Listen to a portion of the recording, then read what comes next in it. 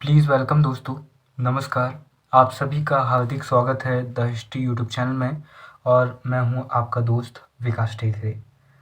दोस्तों, हर विषय अपने कई भागों में बटा होता है। इसी तरह अर्थशास्त्र के एक महत्वपूर्ण भाग सांख्यिकी के प्रमुख वैकल्पिक प्रश्नों के इस वीडियो में आप सभी का स्वागत है। दोस्तों, जनरली ये वीडियो मैं कह सकता हूँ कि थोड़ा बड़ा हो सकता है, इसीलिए आपके आखिर तक बने रहने की मैं कामना करता हूँ और उम्मीद है कि आप सभी की परीक्षाएं अच्छी चल रही होंगी। तो आइए बिना वक्त गवाए इस वीडियो की शुरुआत करते हैं। आपसे एक उम्मीद कर सकता हूँ कि जैसे जैसे मैं इन प्रश्नों को पढ़ूंगा आप भी मेरे साथ पढ़ते जाइए और ध्यान लगाकर स्क्रीन पर देखिए। इस तरह 1 से 2 बार वीडियो देखने पर आपके सभी ऑब्जेक्टिव तैयार हो जाएंगे और 5 नंबर तो आपके बिल्कुल पक्के ही हो जाएंगे। आइए शुरुआत करते हैं। सांख्यिकी का महत्व निम्न में है, इन सभी में, यानी आर्थिक नियोजन में, राज्य में, अर्थशास्त्र में। सांख्यिकी अध्ययन करती है समूहों का। एक वचन रूप में सांख्यिकी का अर्थ है जनसंख्या समंकों से, राष्ट्रीय आय के समंकों से, समंकों के संकलन, विश्लेषण तथा निर्वचन से, यानी इन सभी से। झूठ 3 प्रकार के होते हैं: झूठ, सफ़ेद झूठ और समंक। यह कथन किसका है? यह कथन है प्रमुख अर्थशास्त्री डिज़रायली का। सांख्यिकी है उपयुक्त दोनों विज्ञान और कला। जब हम 12th में थे तो यह प्रश्न इकोनॉमिक्स में बहुत बार पूछा जाता था कि सांख्यिकी विज्ञान है या कला, इसे समझाइए। तो इसका उत्तर लिखना उतना कठिन होता नहीं था, फिर भी आप देख लीजिए। मूल्य स्तर वृद्धि को रोकने के लिए क्या उपाय अपनाए जाएं? जैसे प्रश्न है खुले प्रश्न। द्वितीयक समंकों के स्रोत होते हैं। द्वितीयक समंकों के स्रोत होते हैं उपयुक्त दोनों, यानी प्रकाशित और अप्रकाशित। दोस्तों, समंक मुख्य रूप से 2 प्रकार के होते हैं। पहले प्राथमिक समंक। प्राथमिक समंक यानी कि जब आप कोई जानकारी पहली बार इस्तेमाल में लाते हैं तो वह प्राथमिक समंक कहलाता है, और जब आप उसी जानकारी को दूसरी बार उपयोग में लाते हैं तो उसे द्वितीयक समंक कहते हैं। तथ्यों की जानकारी प्रगणकों द्वारा सूचकों से पूछकर भरी जाती है अनुसूची में। प्रश्नावली में नहीं पूछे जाने चाहिए ये सभी, यानी भावनात्मक प्रश्न, व्यक्तिगत प्रश्न या व्यंग्यात्मक प्रश्न। अब सोचिए आपके घर में कोई जनगणना करने वाला आया और वो आपसे पूछने लगे कि आपकी गर्लफ्रेंड का नाम क्या है। ये भावनात्मक प्रश्न हुआ। व्यक्तिगत प्रश्न मतलब आपकी शादी कब होगी। व्यंग्यात्मक प्रश्न मतलब वो आपसे अच्छा कमाता है। इस तरह के प्रश्न जनरली प्रश्नावली में नहीं पूछे जाते हैं। अगर पूछ लिए जाते हैं तो फिर बहुत अच्छे से खातिरदारी होती है। अब आगे देखते हैं। एक अच्छी प्रश्नावली की विशेषता नहीं होती है प्रश्नावली में अधिक से अधिक प्रश्न बिंदु रेखाओं की सहायता से ज्ञात किया जा सकता है। ये सभी, यानी मध्य का, बहुलक, चतुर्थांश। ओजाई वक्र का दूसरा नाम है संचयी आवृत्ति वक्र, और संचयी आवृत्ति वक्र का दूसरा नाम है ओजाई वक्र। माध्य, माध्यिका एवं बहुलक के मूल्य एक होते हैं समन्वित वितरण से। 50-60 के मध्य मूल्य होगा 55। दोस्तों, मध्य मूल्य उसे कहते हैं जो बीच का होता है, मतलब जैसे कि 40 और 50 के बीच में कौन सी संख्या आएगी? 45, उसे मध्य मूल्य कहेंगे। निम्न में से किसकी गणना चित्र की सहायता से नहीं की जा सकती? माध्य। समांतर माध्य की गणना के लिए वर्गांतर होने चाहिए सभी संभव। श्रेणी के प्रत्येक मान पर आधारित माप नहीं है विस्तार। यदि प्रसरण 144 हो तो मानक विचलन होगा 12। माध्य विचलन न्यूनतम होता है माध्यिका से। स्थिति संबंधी माध्य है मध्य का।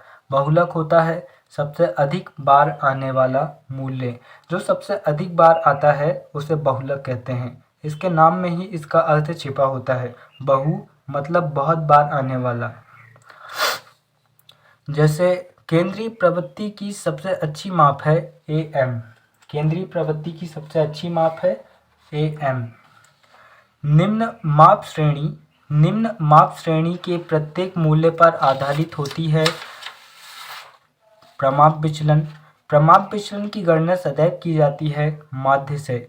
चतुर्थांश विचलन में शामिल होता है श्रेणी के मध्य की 50% मदें। कार्ल पियर्सन सहसंबंध गुणांक होता है सदैव -1 और +1 के बीच में। कार्ल पियर्सन सहसंबंध गुणांक की सीमाएं हैं +-1। वस्तु के मूल्य तथा मान में सहसंबंध होता है ऋणात्मक। यदि दो चरों x तथा y की श्रेणियों कोटि Rx तथा Ry के लिए Rx + Ry बराबर n+1 हो तो स्पीयरमैन के कोटि सहसंबंध गुणांक R का मान होगा 1। दोस्तों सवालों के लिए अब आपको सवालों को सीखना होगा। अगर समय रहा तो मैं आने वाले वीडियो में आपको कुछ सवाल भी सिखा दूंगा ताकि परीक्षाओं में आपको थोड़ी मदद मिलेगी। सहसंबंध गुणांक सदैव होता है +-1। सांख्यिकी में प्रतिगमन शब्द का प्रयोग सर्वप्रथम किया था फ्रांसिस गाल्टन ने। यह प्रश्न काफ़ी बार पूछा जा चुका है कि प्रतिगमन शब्द का प्रयोग सर्वप्रथम सांख्यिकी में किसने किया था, तो किसने किया था? फ्रांसिस गाल्टन ने। y की x पर प्रतिगमन का समीकरण है y बराबर a - bx। प्रतिगमन रेखाएं होती हैं दो।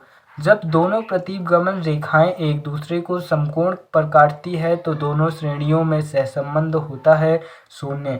जब प्रतिगमन रेखाएं बाएं से दाएं ऊपर को बढ़ती है तो x तथा y श्रेणियों में होता है धनात्मक सहसंबंध। क्या होता है? धनात्मक सहसंबंध। अब हम देखते हैं चक्रीय उच्चावचन की अवस्था नहीं है समता। काल श्रेणी में अवसाद संबंधित है। काल श्रेणी में अवसाद संबंधित है चक्रीय उच्चावचन से। दोस्तों वैसे तो बिना मांगे सलाह देना अच्छी बात होती नहीं है और मेरी आदत भी नहीं है, लेकिन यहाँ पर सलाह देना थोड़ा ज़रूरी हो जाता है।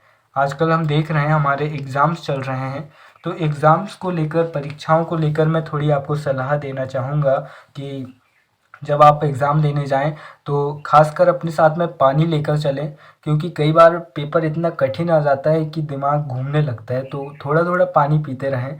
वैसे भी विज्ञान कहता है कि 1 गिलास पानी पीने से आपका 14% दिमाग और तेज़ी से चलने लगता है, तो पानी पीना कोई बुरी बात नहीं है। और दूसरा, जब आप क्वेश्चन पेपर को देखते हैं तो अचानक से पीछे या फिर बीच में ना देखें। इससे साइकोलॉजिकल ये होता है कि एकदम से जब आप कठिन प्रश्नों को देखते हैं तो आपके मन में एक डर सा बन जाता है, और 3 चीज़ों को मन, आपका दिमाग इग्नोर नहीं कर सकता। पहला, भूख लगने पर खाना, दूसरा डर, और तीसरी चीज़ आप गूगल कर सकते हैं। इसीलिए दोस्तों जब आपके पास प्रश्न आए तो उसे शुरू से पढ़ें और 2 से 3 बार पढ़ें। इससे जो चीज़ें आप भूल रहे थे वो आपको फिर से याद आएगी, क्योंकि दुनिया के सबसे बुद्धिमान व्यक्तियों में से एक अल्बर्ट आइंस्टाइन कहते हैं कि समस्याओं को सुलझाने के लिए ज़रूरी है कि आप समस्या पर ज़्यादा ध्यान दें, क्योंकि कई बार समस्याओं से ही समाधान निकल कर आता है। पिछले 2-3 परीक्षाओं में प्रश्नोत्तर में हम देख चुके हैं कि ऑब्जेक्टिव में ही कई बड़े प्रश्नों के उत्तर छिपे होते हैं, इसीलिए प्रश्न पत्र को भी पढ़ना ज़रूरी होता है। अब आगे देखते हैं। किसी त्योहार के अवसर पर बाजार में अधिक बिक्री संबंधित है ऋतुनिष्ठ विचरण से। चक्रीय उच्चावचन की अवस्थाएं हैं 4। किसी काल श्रेणी में चक्रीय विचरण होने के कारण है इनमें से कोई नहीं। इनमें से कोई नहीं यानी तालाबंदी और हड़ताल भी नहीं, महामारियां भी नहीं, बाढ़ और सूखा तो बिल्कुल भी नहीं। सरल समूही विधि द्वारा सूचकांक ज्ञात करने का सूत्र है P01 बराबर सिग्मा P1/P0 गुणित 100। दोस्तों सूत्र याद करना ज़रूरी है। सूत्र याद करने से ज़्यादा ज़रूरी क्या है, जो ये अर्थ हैं यानी कि जो शब्द लिखे हैं जैसे P01, P1, P1 और ये इसे सिग्मा कहते हैं, इनके अर्थ आखिर होते क्या हैं, तभी तो आप परीक्षाओं में जमा पाएंगे। तो मैं एक वीडियो में आपको इनके अर्थ और प्रमुख सूत्र बता दूंगा, इसलिए हमसे जुड़े रहें। निम्नलिखित व्यक्तियों में से कौन सा सूचकांक सूचकांक के क्षेत्र से संबंधित नहीं है? तो कौन नहीं है? रोनाल्ड फिशर, जबकि बाउले, मार्शल और इरविन इससे संबंधित है, सूचकांक से संबंधित है। यदि लेस्पियरे सूचकांक 121 तथा पासे सूचकांक 144 हो तो फिशर सूचकांक होगा, क्या होगा? 132। सूचकांक के लिए लेस्पियरे का सूत्र है, क्या है? सिग्मा P1 P0 बटे सिग्मा Q1 Q0 गुणित 100। कीमत सूचकांक निकालने में आधार कीमत को माना जाता है 100। निश्चित घटना की प्रायिकता होती है 1 पासा फेंका जाता है, 4 या 6 आने की प्रायिकता होगी 1/3। क्योंकि सांख्यिकी मुख्य रूप से अनुमान ही लगाती है और इसके जो भाग होते हैं सांख्यिकी में जो भी हो जा, सब अनुमान ही लगाते हैं एक प्रकार से। ताश की अच्छी तरह फेंटी गई गड्डी में से एक पत्ता यादृच्छिक रूप में चुना जाता है, वह हुक्म का इक्का निकलता है, इसकी प्रायिकता है 1/4। प्राक्कल्पना की सत्यता की जांच की जाती है सामाजिक अनुसंधान द्वारा। अनुसंधान चयन का आवश्यक तत्व है उपयुक्त सभी, यानी विषय का प्रारंभिक ज्ञान होना, स्पष्टता या यथार्थता, समय तथा व्यय का अनुमान। एक थैले में 5 लाल, 8 सफ़ेद और 10 काली गेंदें हैं। एक गेंद निकाली जाती है, निकाली गई गेंद सफ़ेद या काली हो, इसकी प्रायिकता कितनी होगी? 18/23। अनुसंधान समस्या कितने प्रकार की होती है? 2 प्रकार की। द्विपक्षीय वितरण किस गणितज्ञ से जुड़ा है? बर्नौली। प्रतिवेदन की समस्या है, ये सभी में आते हैं। भाषा की समस्या, अवधारणाओं की समस्या, वस्तुनिष्ठता की समस्या। अभी तक हम 20 के ऑब्जेक्टिव पढ़ रहे थे, अब हम देखते हैं बुक के ऑब्जेक्टिव। सांख्यिकी का रूप है उपयुक्त तीनों, समंक, सांख्यिकी विज्ञान, सांख्यिकी माप। किसी अनुसंधान से संबंधित ऐसे संख्यात्मक तथ्यों को समंक कहते हैं जिन्हें एक दूसरे से संबंध स्थापित करके रखा जा सके। यह किसके विचार है? A.L. बाउले।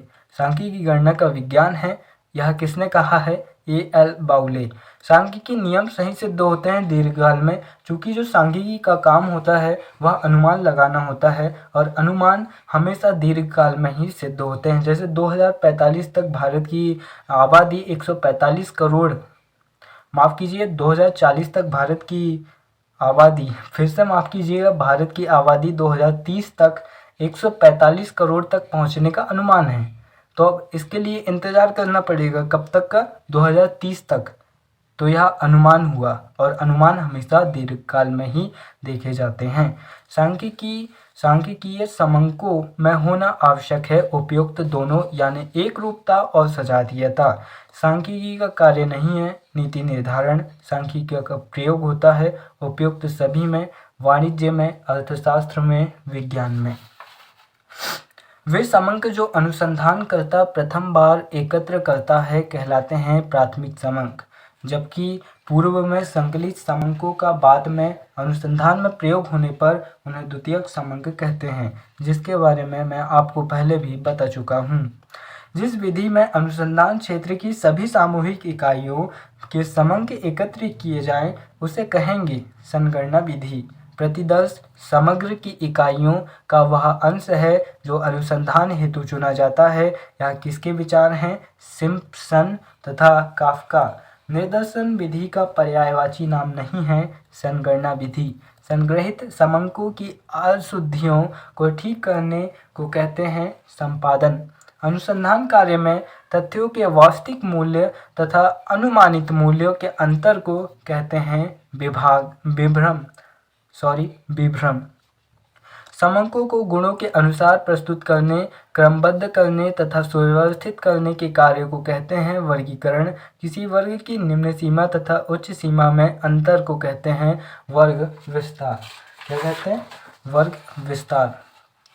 व्यवहार में समंकों को प्रस्तुत किया जाता है उपयुक्त सभी में सारणियों द्वारा, बिंदु रेखा द्वारा, चित्रों द्वारा। काल श्रेणियों तथा आवृत्ति आवंटनों तथा अत्याकर्षण रूप से प्रदर्शित करने के लिए बनाए जाते हैं बिंदु रेखीय चित्र। बिंदु रेख की रचना करते समय सर्वप्रथम लिखा जाता है मापदंड का विवरण। माध्य संपूर्ण संख्याओं का विवरण प्रस्तुत करने के लिए मात्र एक संख्या प्राप्त करने का प्रयास है। यह किसके विचार हैं? क्लार्क तथा सकाडे के। वह केंद्रीय मूल्य जो श्रेणी के दो बराबर भागों में बांटता है कहलाता है मध्य का। वह केंद्रीय मूल्य जो श्रेणी को दो बराबर भागों में बांटता है वह कहलाता है मध्य का। दोस्तों, ये केवल ऑब्जेक्टिव नहीं है बल्कि एक प्रकार से मध्य का की परिभाषा भी हो गई है। अगर मैं आपको कहूँ कि इस समय किस तरह से पढ़ा जाए तो यही कहूँगा कि टेक्निक्स के साथ में पढ़ना बहुत ज़रूरी है। अब टेक्निक्स कैसी? जैसे कि एक तीर से काफ़ी सारे निशाने होने चाहिए।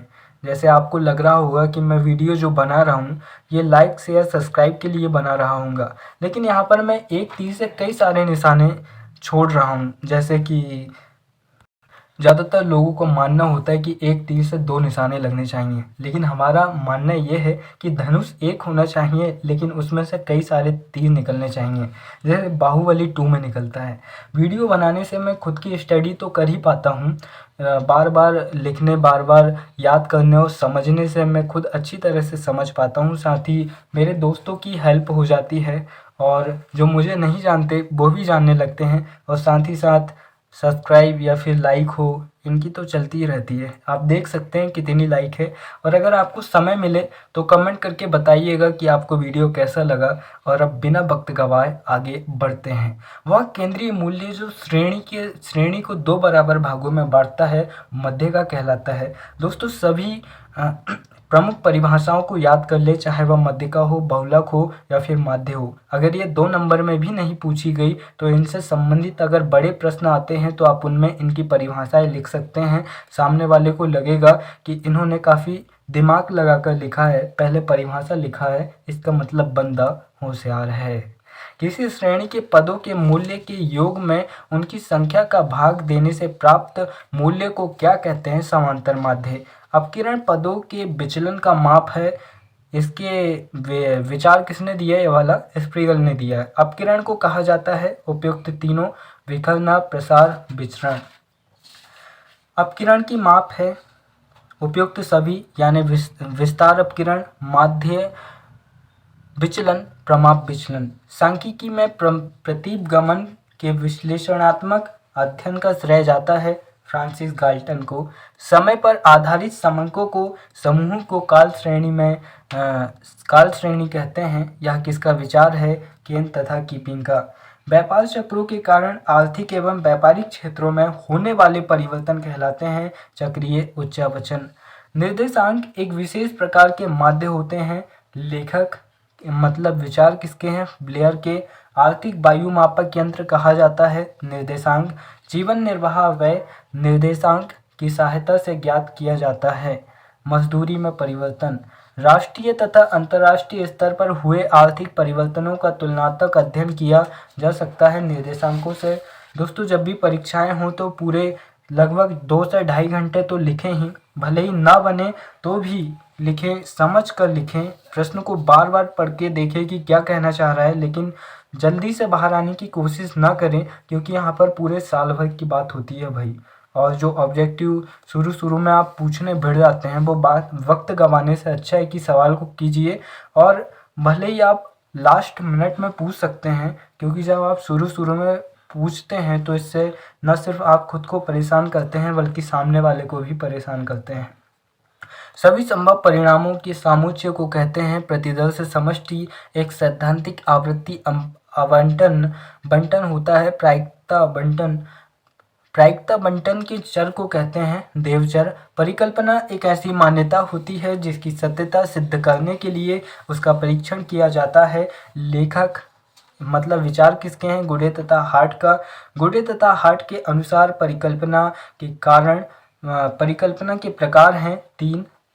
अच्छी प्रश्नावली का गुण है उपयुक्त सभी, यानी उचित क्रम, उचित स्थान, प्रश्न छोटे एवं संग्रहण। वैसे दोस्तों, मैं अपने वीडियोस में ये कहता नहीं हूँ, लेकिन आपसे कह रहा हूँ कि इस वीडियो को ज़्यादा से ज़्यादा शेयर करें। इसलिए नहीं कि मेरा फ़ायदा हो, इसलिए कि मेरा और हमारे दोस्तों सभी का फ़ायदा हो, ज़्यादा से ज़्यादा लोगों के पास जाए और उन्हें ज़्यादा से ज़्यादा नॉलेज मिले। आपकी आने वाले सभी परीक्षाओं के लिए आपको ऑल द बेस्ट।